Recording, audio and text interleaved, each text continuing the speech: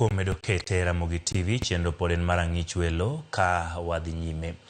Okinde maromo 9 na osidha yanga mar chako mako bure doho e nyasi makende kama bende okwagi mondo giti kod lony margi e ito ratiro mag oganda tok sando jopiny madwaro kony.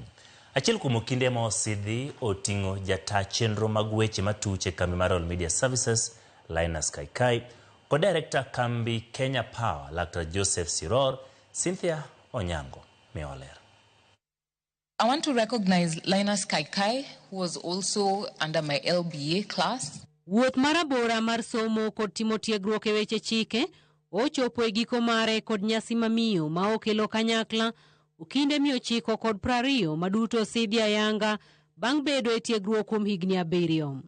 E twech makende mar nyadhi moriwo gudu machalo iunyai mopugno, law kandho marateng' kod tai manyaduse obedo ranyisi makende mar giko tich matek, somo mathoth kod tiegruok mochuo chieng' ma osebedo ngima okindegi kendo chakruok manyien mar mino wache doho.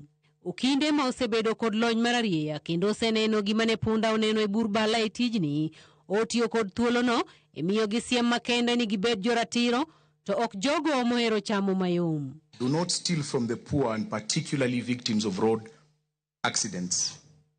Most importantly, do not rob the dead by depriving widows and orphans of their inheritance.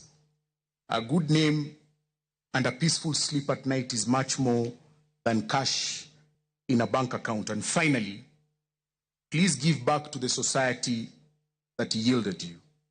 Help a needy child, educate an orphan, and assist widows. Justice is not a slogan. It is a practice.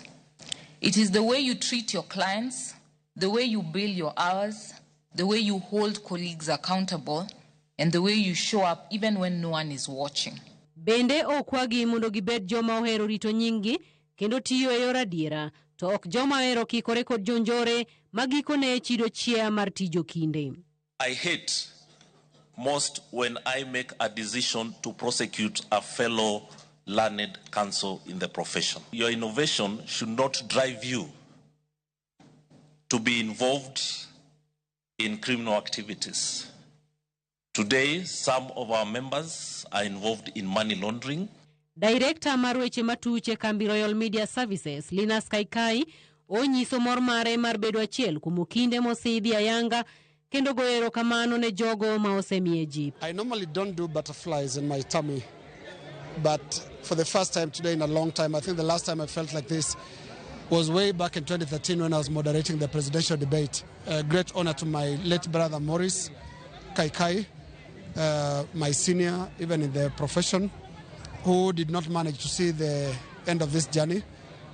We lost him to COVID-19, and he would have been very proud. We had spoken about this day, and we were looking forward to this day. He's not here today, and I know he's resting in peace, and proud of this day. I want to thank my family for the patience and the support they've had as I was going through the Kenya School of Law phase.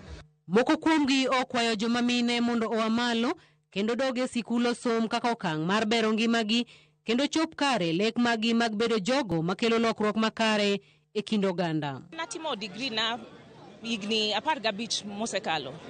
To bang' mano adonje media house ma bedo jafwambo gikeyo mana kaka in. To mano tich manatimo tahero kabisa.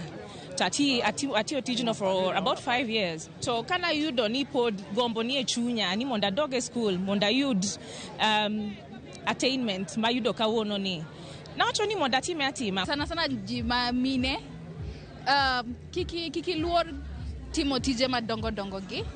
Tije gi en maru.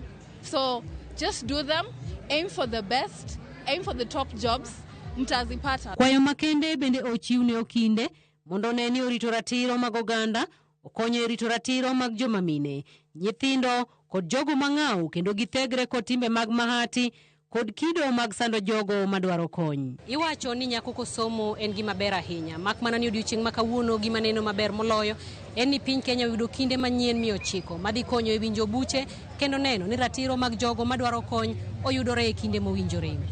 Cynthia Onyango, Ramogi TV, e doho mamalo, Nairobi.